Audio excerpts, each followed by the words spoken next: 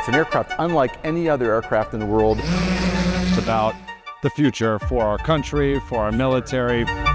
So this is great collaboration going on between all the different service branches. This project is to deliver critical repair cargo to ships at sea. You're not going to send a manned aircraft. Right. It's too dangerous. Right. You guys are providing a solution. With the new administration, we're seeing even more aggressive moves, trying to break down the barriers, trying to reduce the red tape. Opens up the front, package inside, and off you go. Once it's in the air, it's actually able to unfold its wings, becoming this fixed-wing aircraft. We actually don't need a runway. It can take off vertically. It's nice and compact. We can get in and out of more places. The pilot could be in California, Chicago, New York, flying a plane anywhere else in the world. We can operate this thing with minimal labor, which is what the Navy needs. More autonomy, more cost effectiveness. Take off, it looks like this, and then when it's ready to fly, it looks like that. Capable of lifting 50-pound payloads and delivering for much farther distances. This is the future of our world. Hi there, I'm Alex Caprariello with NewsNation. Today, I'm in Colorado Springs visiting with a company called PteroDynamics. They build these high-tech drones capable of traveling far distances at high speeds. They even have a contract with the U.S. Navy, utilizing their technology to deliver precious goods deep out to sea where the vessels actually are. NewsNation got behind-the-scenes access into how those drones are built. Plus, we take a look at the future of the industry. We're a aircraft design and manufacturing company. We've built our company around a very novel type of vertical takeoff and landing aircraft. People call them VTOLs. We have wings that swing, fold and unfold in flight to transition between, vertical flight and cruise flight. It's unlike any other aircraft in the world. Yeah, this is an impressive facility. We're here in Colorado Springs. This is your headquarters, right? You're going to give us a tour of this whole place. That's right. Yeah, we're about 20,000 square feet here in Colorado Springs, and we moved here in 2021 after we got our first Navy contract, and we love it here. You're really impressed, and why don't you go ahead and lead us around here, but you're saying that this really is the future. This is something that's innovative and new, and you really see being a large part of our country's future, right? Yeah, so the reality is that we've been trying to crack this code of how do you get performance like a fixed wing aircraft being able to cruise. Like when you fly across the country, you don't fly in a helicopter, you fly in an airplane because of the flight mechanics of the way that works so well. So how do you have a fixed wing airplane but not have to have a runway and all the infrastructure that's required? And we've been trying to solve this problem. 1939 Igor Sikorsky made the first practical helicopter, and that was awesome. After the Second World War, the US DoD started to develop a whole bunch of other sort of winged VTOLs, and they all kind of like have Frankenstein designs. And we call this VTOL 3.0. It's an aircraft unlike any other aircraft in the world in the way that it swings its wings, and it's completely our design, and it has all kinds of advantages. I know one of your technology officers is really going to show us the whole aircraft as a whole, but why don't you just give us a brief overview, right? Because this is what you mean when you say it's not sort of, I guess, fixed wing, right? Where the wings are actually laid out. This is what allows it to go vertical? That's right. I mean, I don't know if we want to just take a quick shot of this. So this aircraft here, this is a fixed wing airplane. It looks like any other fixed wing airplane. You would have no idea that this was a vertical takeoff and landing aircraft if you didn't see the wings swing, because this is what the same aircraft, this is what it looks like when it takes off and lands. So right away you see it's a very small operating ground footprint. It's compact. The way that the propulsors are designed so close to the fuselage, we have great control so we can take off in confined and windy conditions. And then the wings just fold out right when it takes off. The wings open up and we fold and it turns into an airplane. Right, so take off, it looks like this, and then when it's ready to fly, it looks like that. That's right. So the only thing that's different about our aircraft from a traditional fixed wing is that we have wing joints and we have a way to articulate the wings. So it's a very simple design when you think of it that way. So it makes it easier for us to manufacture, lower cost, including when you want to get certification. There are very few things the FAA has to look at that's different from a traditional aircraft that they certify all day long. We see somebody already working on this aircraft. That sort of makes me wonder what your operation looks like. How many employees do you have? How long have you been around? And what's sort of the history of this company? So the company was founded in late 2017, and we filed our patent then. And then the company really got started in middle of 2018. That's when I came on, full time as a CEO. At that point, we had no employees, no money raised, no contracts, and we're just sort of like, doing the entrepreneurial dream. And we've built the company since then to 20 employees, and we've got government contracts with the Navy and the Air Force and with DARPA, and we're starting to work with allied nations overseas and also move into the commercial market. What is that like to actually secure a contract with our U.S. Navy? I mean, that's going to raise eyebrows. People are going to see that as a legitimate, purpose for your aircraft. Yeah, so I mean, the thing is, this aircraft is so much more performant than other VTOL designs. So whatever you're trying to accomplish, whether you're moving, cargo or a payload somewhere, you want to be able to do that in a better way, right? So it's very important. And getting a government contract, it's a little bit of art and science. There's a process. It's a very long sales cycle. But the key is to capture the imagination of the customer and help them understand how you're going to do something better for them. And with this aircraft, it kind of sells itself. So right when you see it operate and you compare it to other aircraft that are VTOLs, you realize the advantages of it. I know you want to show me other parts of this facility. While we're walking there, tell me why the Navy would need something like this. So this project is a very specific project we started with the Navy. It's to deliver critical repair cargo to ships at sea that are not certified combat ready. There's something wrong with the ship and they have to rush out some sort of payload there. So they do that conventionally with V-22 aircraft. They do that with H-60 aircraft. These are very expensive aircraft to own and maintain and operate, and they're manned, they're crewed. So here's the crazy thing. 48% of the time, what they deliver weighs less than 16 ounces. So thousands of these deliveries, it's less than a pound every time they make a delivery out there. And even at 50 pounds, that's 90% of the missions. So if you can replace that with a much lower cost, fully autonomous aircraft that doesn't require, a human in the seat, when you're putting those assets, which are very expensive and exquisite, at use, and pilots and other operators at risk, that's a great thing. So if I'm hearing you correctly, they're basically looking at from a cost perspective. Why would we need to fly a helicopter that costs a ton of money, that requires somebody in that pilot seat to deliver a very, very light payload when they can just use something like this that's capable of carrying? That's right. But the other thing too is typically it's like there's a ship and the part it needs, and it's in the Pacific Ocean, off the coast of Guam or something. The part is in Philadelphia. So there are all these different steps that have to go. So it's not just replacing that last step, but maybe we can go back 3 or 4 steps. That warehouse, that's other way, because these aircraft, the ones that we're on contract now with the Navy, they're going to go 460 miles. So that is a very long range. So we can not just replace that last step with the lower cost autonomous delivery, but we can actually go a couple of steps back further and just increase the efficiency in the cost of logistics, reduce that cost. Is there anything you want to show us in this area or in the back over there? Well, I think it's kind of interesting. Building an aircraft, you start with an idea, you build it on the computer, but then you have to validate all your assumptions. Like this is actually the linear actuator for the new XB-5 aircraft we're doing for the Navy for this cargo mission, as I mentioned. And this is actually the real actuator, and we put weights on here, and so we're able to test things in the physical world. In the other room over here in our test lab, we have thrust stands, so we're testing the efficiency of motors and batteries and propulsors and other kinds of things. So it's a combination really of building on in a computer, then validating the components elsewhere, and then flying the aircraft. You never can prove you can do what you say you're going to do until you actually show an aircraft flying. I don't know if this is proprietary information, but this shows me that this really is science, technology, engineering, and mathematics at its core. Oh my gosh, I can't even begin to read that kind of stuff. Yes, yeah. There's we have a lot of smart people here.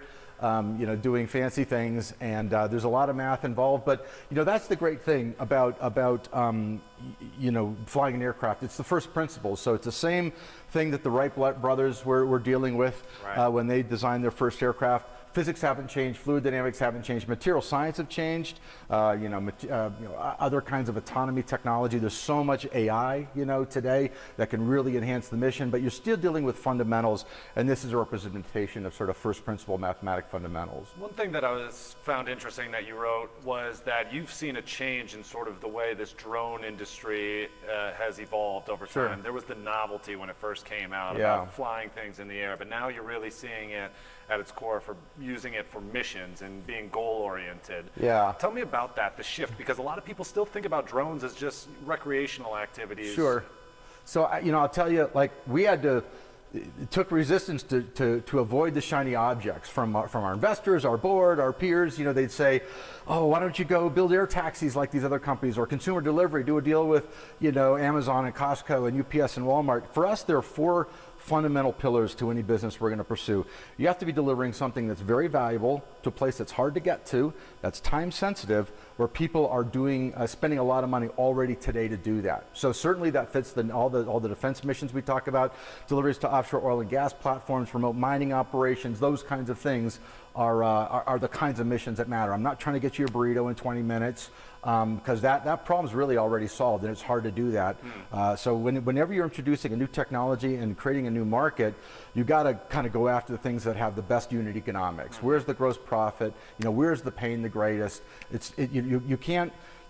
If you're selling dollar bills for 85 cents, you can't make it up in volume, and that's the way the world works right now. When you're trying to do consumer deliveries, it's hard to make a profit doing that, and we're seeing companies operating at scale, but they're not generating a profit and cash flow positive. So I know that's not your field, not what PteroDynamics is all about, but is that still an effort that you're seeing in this drone industry, that they are still trying to do that last mile delivery, Yes. Amazon and Walmart and so on? Sure, you know, and the justification is different. A company like Amazon, I, of course, don't speak for them, but I think they're not just trying to sort of save cost, and they're trying to save cost, they're trying to be able to deliver a better customer experience.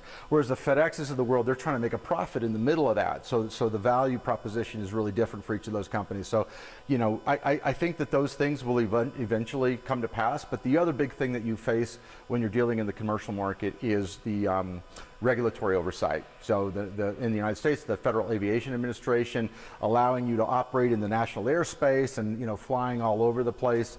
You know, these are, even if it's a 30-pound aircraft, if that comes down at 50 knots, it's going to be that's going to hurt. So, you know, we want to make sure that, I think those are the challenges that people face increasingly in the commercial market. So when we think about the commercial market, we're looking for those missions that have the 4 pillars, but also are trying to make deliveries in environments where the regulatory oversight is not as difficult. So flying over the water to an offshore oil and gas rig is a lot easier than flying over a kindergarten, you know, in downtown Detroit. Let's have you bring me out here, and I Sure. want to ask a little bit more about the Navy contract and any other Department of Defense contracts. Did you say Air Force as well? Or, Yes. or tell me where you're at in the Navy contract process. Have you delivered yet? And if so, are you being extended? You know, that kind of thing. Right, so I mean. Anything down here, first of all, or no? Not really. Okay. I don't think Then we that's, can head back yeah, so I would say that, you know, one of the things the U.S. Department of Defense is getting so much better at is they are starting to, there's this great collaboration between different service branches. So for example, the work that we're doing, we had a project with DARPA as well. That DARPA project helped provide funding for solutions for the Navy contract. The Air Force projects that we're on are actually enabling technologies that are supporting this Navy contract.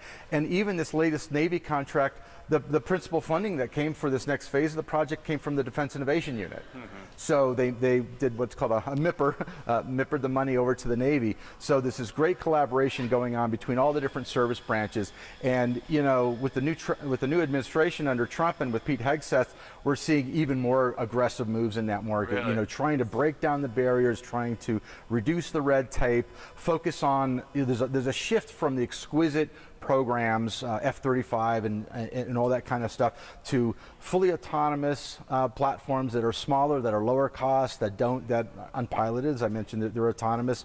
And so we also see a general shift from sort of what's going on in Ukraine and loitering munitions to supporting, you know, Indo-Pacific Command, Indo-PACOM, and doing maritime logistics. And that's what our platform does. This is a maritime logistics platform to deliver payloads, cargo, you know, over water, over the ocean. But it can also be adapted to carry fixed payloads like intelligence, surveillance, reconnaissance, search and rescue, those kinds of things. And forgive me if you've mentioned or said it already, but is it already operational with the Navy? Or are you still in trial mode at this point, or So are you already delivering payloads? We're not delivering payloads. We built and delivered 3 aircraft to them. These lower scale, smaller scale P4 aircraft, but this big P5 aircraft, which will carry 50 pounds of payload, 460 miles, and critically weigh less than 330 pounds, because anything over 330 pounds has to be maintained like a manned aircraft in the DoD. So you gotta, if you're an ounce over that, you've missed it and you won't get the contract really. So that's really critical. So that's the next thing that they're expecting from you, and that's what this is all about, showing us that while this seems huge, this is going to be a lot bigger aircraft. It's a lot bigger, yeah. If you look at this, we drew this to kind of calibrate ourselves, and the difference, it also showcases the difference between how big the aircraft is in the air with the wings outstretched and how small it is with the wings folded along the fuselage like that. But, yep. Yeah, maybe we'll have Tim break that down a little bit further, but, well, this is really great. I mean, anything else that you feel is so critical for the American people to know? Because that's really what we want to drive home. It's not about PteroDynamics or one small business. It's about the future for our country, for our military, you know, so on and so forth. So what do you think really is the takeaway message for the folks at home? You know, I would just say that transportation has always been a critical catalytic thing for human development. You know, whether it was the spice trade and learning how to travel around the oceans, and if vertical takeoff and landing, where you can truly go bring anything from anywhere to anywhere on demand and do it in a safe, economical way, that's going to unleash all kinds of opportunity, both for saving the world for democracy and for us and our allies, but also in the commercial world and bringing medicines to remote areas and commerce, and it's a really fantastic, you know, thing. Yeah. Surely the Navy already has contracts with other providers that do similar technology, right? Sure. Yeah, there are. I mean, I think that those are, we just saw two major programs that have been around for years got canceled last week. And I think that there's a really sharp focus on these programs that have been around, and are they delivering, are they resetting? And the DoD is looking critically at that and funding programs like ours, where that is showing promise and growth, and the ones that are stagnant, are really not moving forward. And I think that we are also seeing a shift to a different type of defense contractor. You've got the traditional defense prime contractors those, you know, they're getting the big programs, but I think for this new smaller autonomous attritable platforms, we're seeing a new wave of defense contractor, and you know, we fit in there too. The Vice President of Engineering was able to give me a full demonstration showing me how their transwing aircraft is able to take off vertically in this format. Once it's in the air, it's actually able to unfold its wings, becoming this fixed wing aircraft so it can carry out those highly important missions. Take a look. We're a research and development company, designer and manufacturer of the transwing, and my job involves everything technical as part of the business. So that's from everything from developing a particular idea, designing it, engineering it, building the aircraft, going out and flying it and testing it with customers. And really our whole big focus is to produce a useful object, not a expensive, complicated flying machine. We're always focused on everything we do here, from the engineering to the testing, is on a specific purpose. Yeah, it must be hard to do that, to develop something that is practical, useful, that isn't overly complicated, particularly when you're dealing with, like, the Department of Defense. You're providing them equipment that our military is using. Yeah, and they're really looking for companies like us that listen to them, understand their problem, and give them real solutions. And like what you see here with the XB4 is a proof of concept aircraft for the larger XB5 to demonstrate the transwing technology that has some really important elements, specifically autonomy. And that basically means, you know, we can go and operate this thing with minimal labor, with minimally trained personnel, which is what, you know, the Navy needs. They need more autonomy, and they need more cost effectiveness. Yeah, we asked Matthew about it, but why don't you break it down one more time for me? What is an example of a problem that a Navy aircraft carrier might have that you are providing a solution for? Yeah, so the Navy aircraft carrier, whether it be an aircraft carrier or a frigate or a cruiser, just generally a warship. The ship is at sea, it's got its own mission. part of what that ship needs to do to sustain itself is a logistics train. And typically that is done with conventional aircraft. You would know, H-60 helicopters, V-22 helicopters, or multi-rotors, V-22 helicopters. Right. But to keep that vessel combat effective and keep that vessel operating, doing the mission it needs to do, it has to be able to be replenished. And that's where we really come into it, maritime logistics. We want to provide an alternate means to resupply that ship, resupply that vessel, to keep it combat effective, that doesn't involve people, that can fly in all conditions, and really is not a replacement for the contemporary mechanisms, but an enhancement. Well, in the most basic terms, it's not practical to get the vessel back into shore and back to continue the mission, and it's too expensive to have a helicopter fly in and out with somebody already in it. You guys are providing a solution to both of those. Yeah, and the helicopter's not just expensive. It has two important pilots in it. Right, They're it's very got people in it. Yeah, they're really highly trained, expensive objects themselves. And we can perform that mission in austere conditions, in dangerous conditions, where you're not going to send a manned aircraft. Right. It's too dangerous. Right. So this is an example of, what is this called? This is the our XP4 transwing aircraft. This is the transwing you were talking about. It is, yeah, and this is the aircraft we designed. Why don't you bring me towards it? Show it off a little bit, and then we'll come on back. This is the aircraft we designed specifically for the US Navy, for maritime logistics, so maritime resupply. At the time, we were a much smaller company. The Navy's looking for the larger object, the XP5, 400 nautical miles with 50 pounds.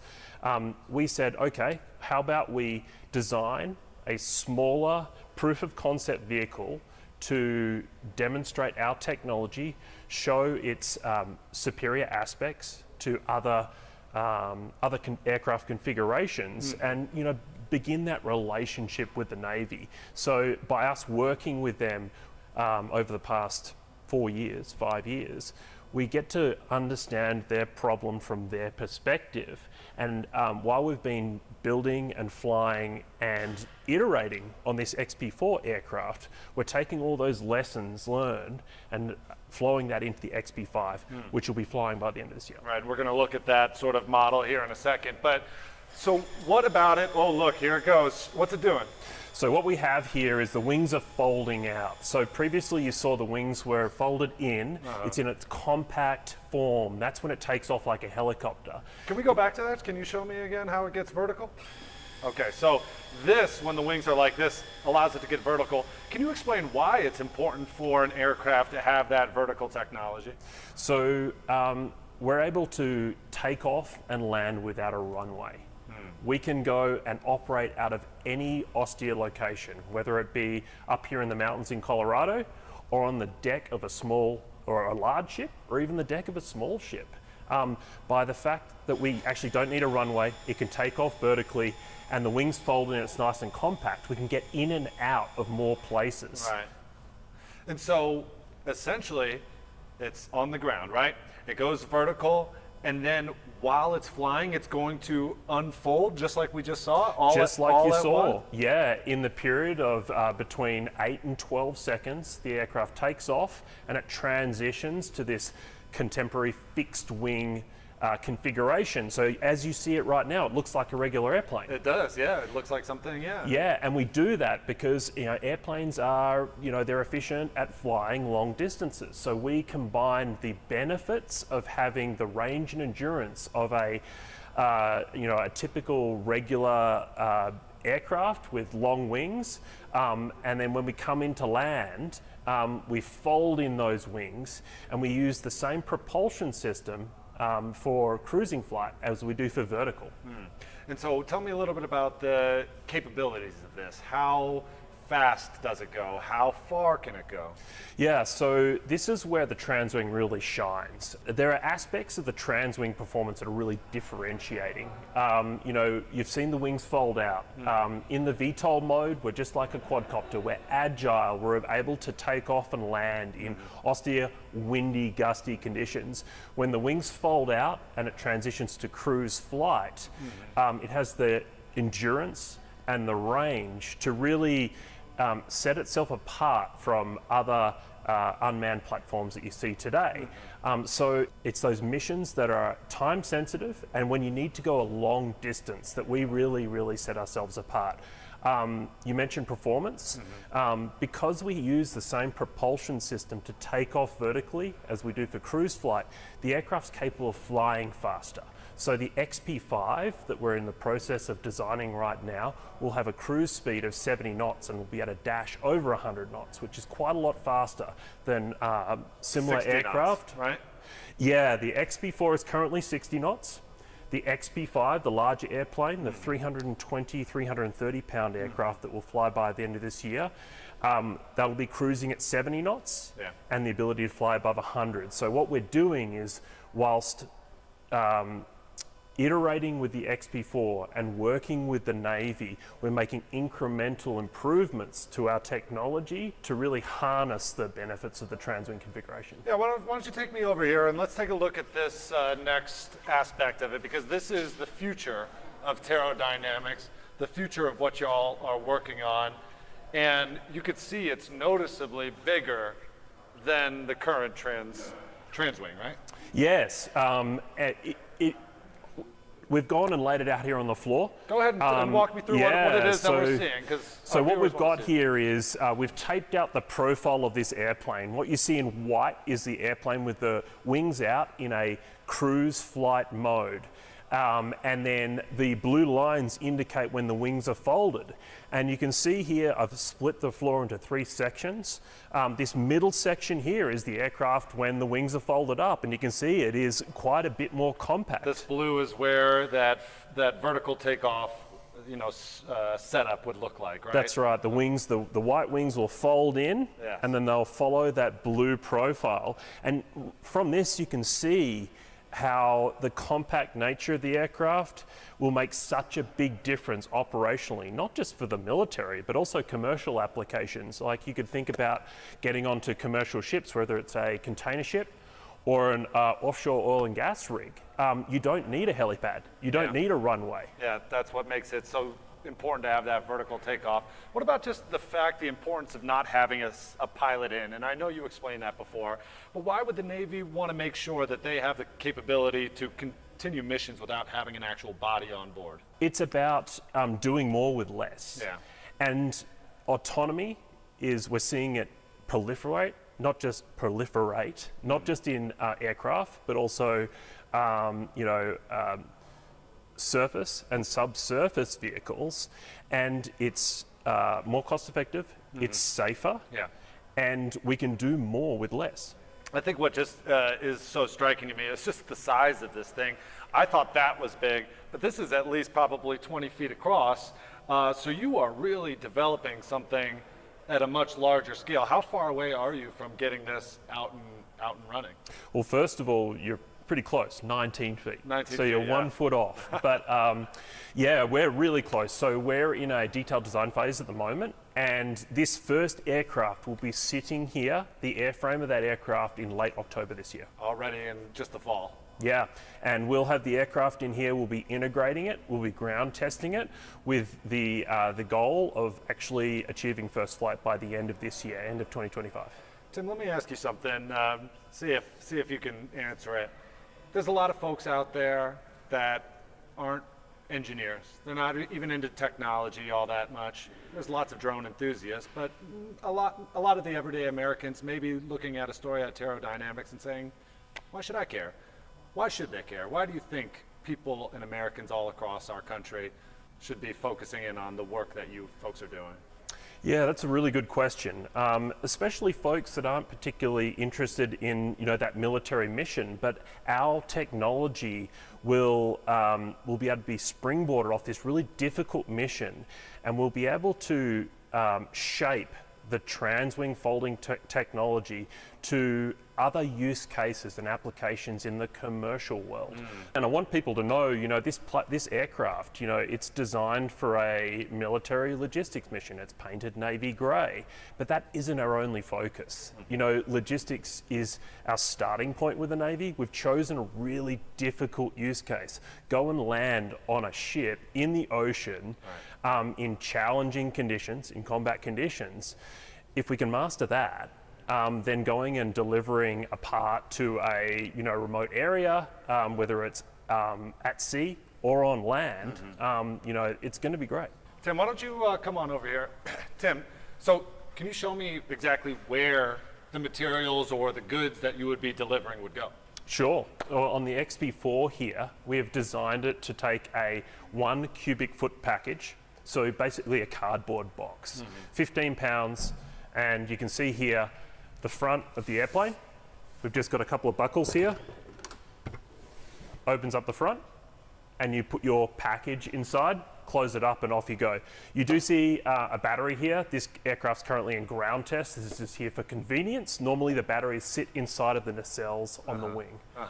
So that's so fascinating to me. For some reason, I had it in my head that it would be something that you would just like attach and it would be hanging on while it flies. But no, of course, that could fly off. So you're literally shoving the goods inside here.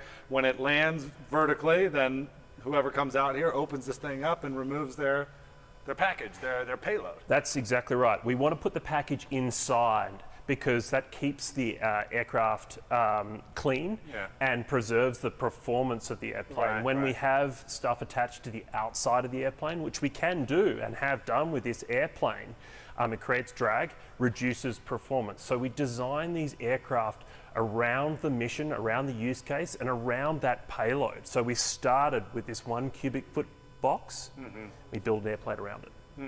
And what would be the weight? How much or how heavy could it be? For this particular airplane, we chose 1 cubic foot and 15 pounds. 15 pounds. The Navy mission that we're really going for right now, which the XP5 is designed around, that we just saw on the floor, is 50 pounds. 50 pounds. 50 pounds, 4 cubic more feet. weight. Yeah, and we've got a box we can show you. We mocked those up from the very beginning when we designed the airplane. And we specifically chose this particular method because we want to be adaptive and we want to be simple and cost effective. There you go. And what we have here is, a 10-pound box. It's basically a cardboard box you'd get from Uline or Amazon. It's filled, in this case here, with 10 pounds of metal. 1 ounces. I'm imagining, tools and gear and things that, Yeah, or paperwork or medicine. Just in high stress situations, they need critical materials and they need it quick. And so you would put it in a box similar to this and be able to put it right into the aircraft. Yeah, and we want anyone to be able to interact with this airplane. With some basic safety training, we want someone to be able to come to the aircraft and be able to safely load the cargo in. Boom. Oh my gosh, it was a perfect fit. Launch the airplane. There it goes, and then up it goes vertically, wings come out, and it's on its way. Yeah, and then the other person on the other end receives the package and gets what they need to get going. It's time now to see these drones in action. We're at an airspace about 45 minutes east of their headquarters in Colorado Springs. One thing you'll notice, no runway in sight. That's because these drones are taking advantage of that vertical takeoff technology. We're going to show you the sights while you hear from the chief pilot, Brett Dokken. Today we're going to be flying 2 of our internal planes, just a quick demo flight. We'll be flying 2 of them at once and then doing some takeoffs and landings just to demonstrate the capabilities of the XP4. It's not just you, there's a team of people that are inside there that are actually going to be piloting this thing, right? Yes sir, so this thing's fully autonomous. It takes off and lands with the click of a button. We've got 2 pilots on the inside operating. They've got their flight plans all laid out, so they just have to click the go button and the plane will take off automatically and transition to flight. Ready to go and give us a demonstration flight. Absolutely. What do you think we'll see today? I think you'll see how cool this thing is and how different it is from anything else out there. The way it transitions and the way it flies around, it looks like a normal plane. Tell me a little bit about what makes this aircraft so unique, so interesting, and so needed for the future. Yeah, so this thing, the way it takes off vertically like a helicopter and transitions by transforming its wings from a vertical thrust configuration to a forward flight. So it looks just like a normal aircraft when it flies around. All right, so the pilot's ready in there? Yep. All right. It happens pretty quick, but when this plane takes off, it's gonna climb up to about 10 feet before it starts folding its wings out. And all in one smooth go, the plane's gonna take off and transition into forward flight in about 10 seconds. Here's lifting off vertically. Here's 10 feet, and there it goes. And it's off. It's off. Wow, so you can still see those wings still going down into the flat formation while it's still moving forward. Yep, yeah, and that's the speed of the transition, something that's really cool about the transwing and the XP4. So it's moving straight right now, but does it have the capability to make turns on a dime? Yeah, so it'll turn just like a normal aircraft. It's got a minimum turn radius that about 500 feet, so it'll do a full circle in about a quarter mile of horizontal distance. What are the pilots doing inside right now that we're not seeing? So inside, the pilots are just monitoring right now. So the aircraft itself is flying on its own, following their pre-programmed loiter or route. So they're just kind of watching, making sure nothing breaks. So it's been in the air now, I'd say maybe about 3 minutes or so. It's getting closer, heading back towards us. I'm not sure, is it gonna land now or still make another pass? It's gonna make another pass until we tell it needs to go land. Got it. It's very quiet. Oh yeah, this one's all electric, so there's no gasoline, no JP5, no jet fuel involved. It's pretty much inaudible from 500-600 feet away. So it's far, I mean, relatively speaking, it's close to us, but it's out there. So can you tell me a little bit about how far it can go and when you might lose contact with it? Yeah, this plane will fly for between 60 miles with one set of batteries and up to 100 nautical miles with another set of batteries. So there's options. It was designed to carry a 15-pound payload 50 miles, and with a tracking antenna, directional communications, you can fly it out that far. Our next plane will feature a satellite communication, so we'll be able to talk to it from anywhere in the world. You'll be able to talk to it from anywhere in the world. The pilot doesn't have to be in proximity to it? Nope. Yeah, the pilot could be in California, Chicago, New York, flying a plane anywhere else in the world. That is unbelievable. And all electric, is that right? This one's all electric, yes sir. The P5 will be a hybrid system, kind of like a Prius. We'll have an internal combustion engine in the fuselage that'll convert electricity for the motors. Is it coming in for our landing? Flying Yes, right sir. over our head, huh? Yeah. And there go the wings. So it's already beginning its vertical descent. Yep, so you'll see it pause over its touchdown point here. And then start descending in vertical flight mode.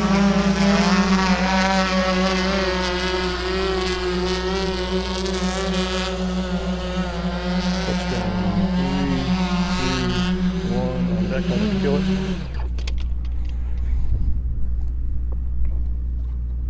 All right, how did it go in your opinion?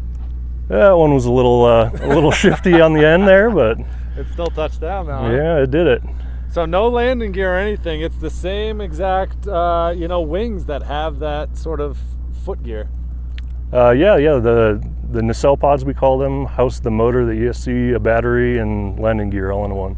Yeah, forgive me. I don't know any of the words. I'm just making it up as I go. But I mean, that was impressive to me. You guys really showed its distance, its capabilities, its quietness, its discreetness, and I think that's also potentially something in the future. While we've been mostly talking about its ability to carry goods, supplies, payloads, who knows? Maybe these could be used for surveillance, recon, anything like that. What do you think? Yeah, they could be used for anything that you set your mind to, really. Yeah, there's a lot of opportunity there. PteroDynamics is already nearing completion of its much larger aircraft, the XP5, capable of lifting 50-pound payloads and delivering for much farther distances. They expect first flight to be by the end of the year. For News Nation, I'm Alex Caprariello. Thank you for watching. Subscribe below and download our NewsNation app right now on your phone, and you will get fact-based, unbiased news for all Americans.